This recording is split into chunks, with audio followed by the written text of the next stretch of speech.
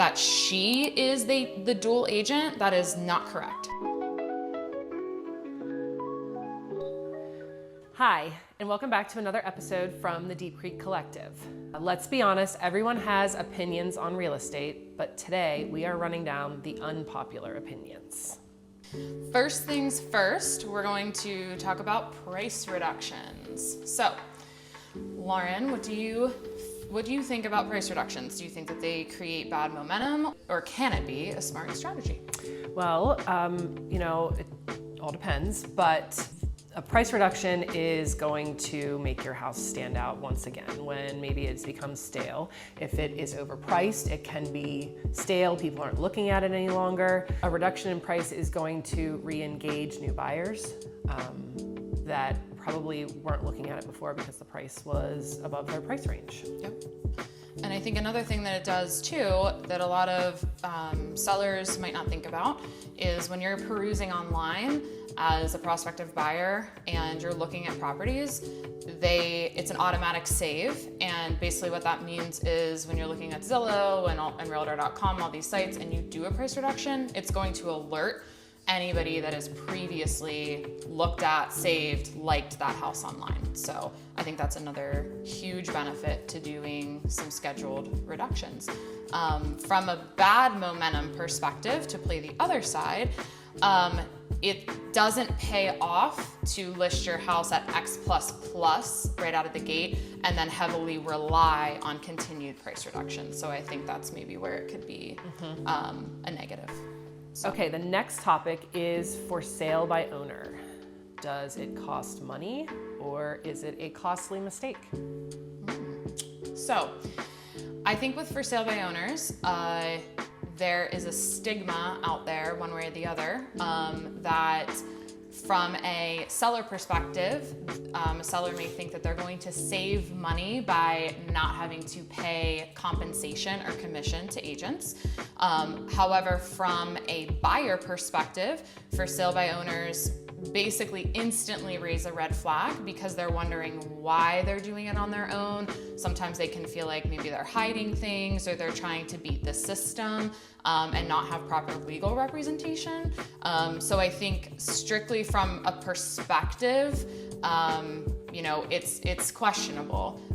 From a savings or a costly perspective, it has been proven that for sale by owners actually wind up taking home less money in the end than listing with a real estate brokerage. So it is definitely a faux pas that escaping compensation is going to put more money in your pocket at the end of the day. Usually it just yields a lower sales price. And in addition to that, even if you do not use a listing agent or you attempt to not use a listing agent, chances are any prospective buyer looking at your property is going to have their own representation, and they're also going to come to the seller requesting compensation in the end. I was gonna add that too. So I think that covers it. Yeah. Okay, up next, location versus house quality.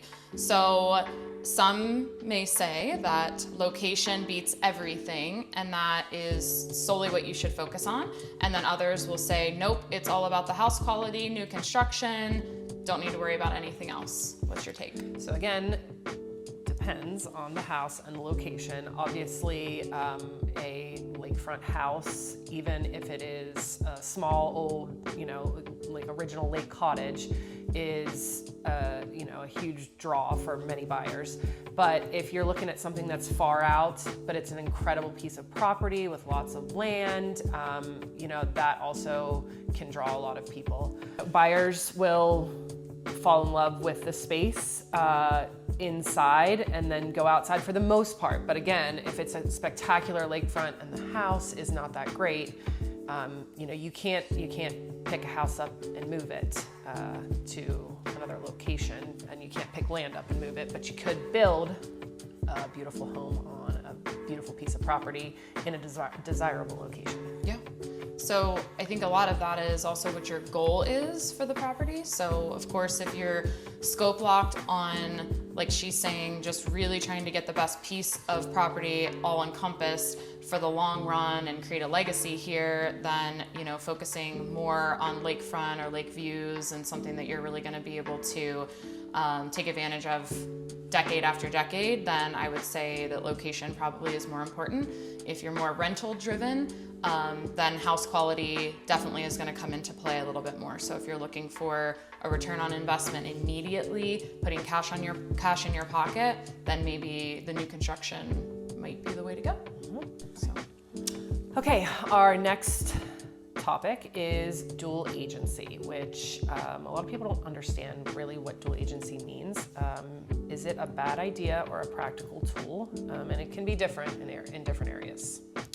So in our area, what dual agency actually means is it's specific to the brokerage. So I'm going to use Railey Realty as an example. Railey Realty has one broker, and whenever dual agency is in effect, it means that you have that one broker at the top and you have two agents underneath that same broker. So that would be dual agency, which means our broker at the top, let's say Lauren is the listing agent and I am the buyer's agent. That is what dual agency is. So it sounds like something completely different. It sounds like if Lauren is the listing agent and you also call her to buy her listing, that she is the dual agent. That is not correct. So in the state of Maryland, you can only truly represent one party. You can only assist the other party. So that's for a separate conversation, but the big thing to understand is what dual agency actually is.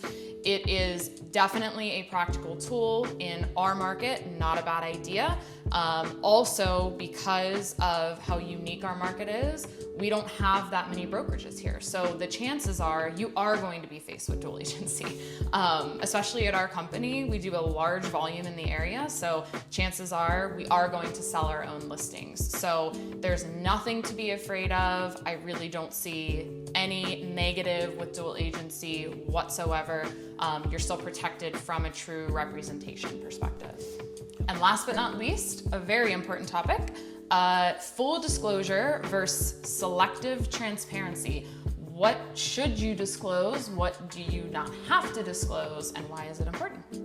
Well, first of all, you need to disclose any latent defect, meaning anything that you are aware of inside or outside of the house that has been an issue, is a current issue, or something that has been repaired. For instance, a leaky roof or a faulty furnace or absolutely mold, anything structural, mechanical, that you are aware of that has been worked on, that needs worked on, that you've had issues with, that is the law that it needs to be disclosed. With that, I don't think it is necessarily important to point out small things that, you replaced a light bulb, you have a squeaky door hinge, things like that, small things that, come up every day. Is not important. You just really want to make sure that you disclose anything that you know of, because you don't want the buyer after closing to come back and take legal action on something that you were aware of, any insects, things like that. It's really important to disclose. Yeah, absolutely. The biggest takeaway is you are not a home inspector, so the home inspector may find additional things.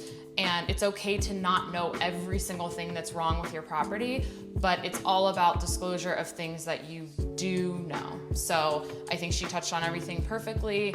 Obviously, water is a huge one. If you have water coming in your basement, that would be something to disclose. If you have a little drip from your faucet in your sink, probably not necessary. So I will add to something too. I was just thinking about, even if you think, oh, they'll never know, we had to replace this rotting wood on the outside of the house. They can find out by going back to contractors and asking them, which has happened, where they find old, invoices that the previous owner had not disclosed, but had it repaired. Yeah, so very good point, especially here because it is a very small town. So, but no matter where you are, you should disclose. So hopefully this was helpful. Obviously, reach out to any of us anytime with any real estate questions. We would love to chat. Hope you guys have a great day and tune in for our next episode.